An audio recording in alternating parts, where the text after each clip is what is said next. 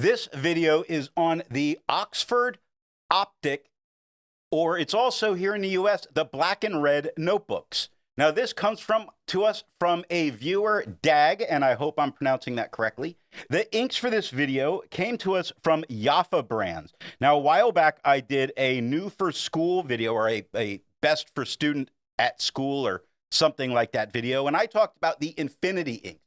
I really enjoy the Infinity inks, and I've been using them at the school all year. With that, they sent along for free the turquoise and the violet. So we're going to be using the violet today in the review, except I think I called it purple. The pens for this video are the Jinhao 9019 with a fine nib, the Jinhao X159, I think I'm confusing these two, whatever, with a medium nib, and a Jinhao that I forget its name, someone can tell me in the comments, and it's got a Fude nib. If we just start out looking at the back of the page, we see that this is a very nice bright white paper, just as white as the Clairefontaine paper. Also, we're looking at the back where the writing sample is, and we see that we get no bleeding and no ghosting. Looking at the front of the page, we see that this is the paper that he sent all the way from Poland. Now, looking at it for any kind of color change in what goes on with this purple or violet, as they're calling it, whatever, we see that we get no tone shift in the fine, the medium, or the Fude nib, so it's doing very well when it comes to that. It does show that it can shade some when it shades. It does really well. Most important thing I see here is that we get no feather and no spread. Now, he made a comment in his note to me that he likes to be cheap about things, and I get that. Frugal is very important, and I do the same thing. So with that, I would prefer to kind of use these pages first and then get to use the loose paper that got sent along with it afterwards. But I had picked up some black and red paper here, and I was curious, how well did that do compared to his? So we're going to fold his page in half, and we're going to look at them as a side-by-side. First, to sit there and say, I was curious if the paper we're getting here in the States is the same as they get. And it would appear as if it is, because I get no change in color at all. I get no feathering, I get no spread. And on the back of the page, we get no bleeding and no ghosting. So it would seem that regardless, the paper is the same no matter where you're getting it, which is outstanding, because there's some manufacturers that the paper is a bit different from region to region. He sent in his letter a couple other papers along with it. This is the Berlin Notepad or Notebook A6 from berlinnotebook.com. So why not take a look at it? He sent it to take a look at. And just underneath, I still put the for reviewer Dag, the Jaffa Brands, the Private Reserve Infinity ink. Now, it seems to largely be doing fairly well. When looking at it, we see that we don't really get much feather spread, except when we get to the Gusher. I see a little bit in the Private, a little bit of feathering in the Infinite. The spreading would be harder to tell because this is a Fude. That's the word, Fude nib.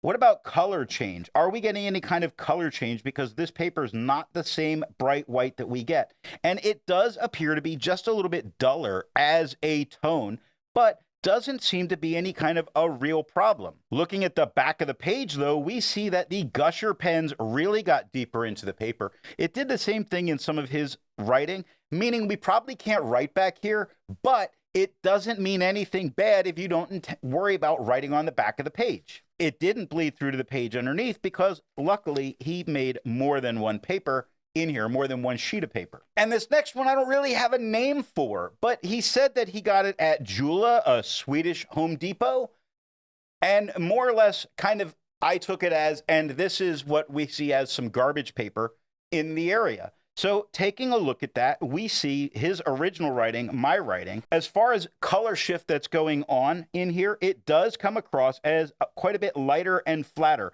but it does sort of highlight a little bit nicer as a purple ink in tone for what we're getting. How about that back of the page, though? It didn't do great with his. It didn't do great with mine, but we have some pages from underneath. It doesn't bleed through to the page underneath. So while this is a tiny little notebook, so most people aren't writing on the back, that's not a problem. Most people see this as you jot your notes, and as you need it, you throw that page away, and we can take that and throw it away and not worry about what's written on the back. Now, I didn't realize till I was actually looking through and getting ready to film this video, I had missed one of the papers. He put in a data copy, 80 GSM, it's copy paper.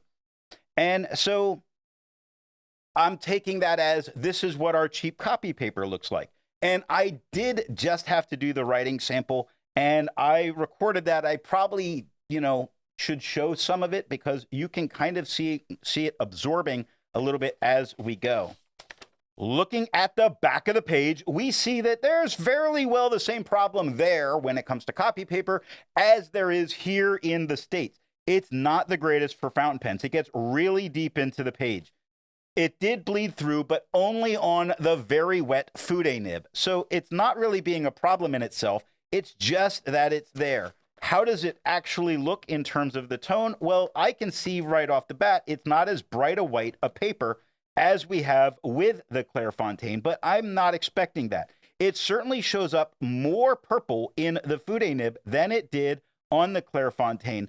Otherwise, in the fine that's there and the medium that's there, that's what happens when you confuse the pens. I don't use those very often. The tone still looks fairly good. A slight shift in tone, but I think it's pretty good. The front of the page, as that goes, I'm much more allowing than I was in the past. In the past, I used to be much meaner about copy paper. I've really gotten over that. I can say that for the most part, what I'm seeing on the front of the page looks fairly usable. Now, I hope you got something out of this video, and thanks for watching.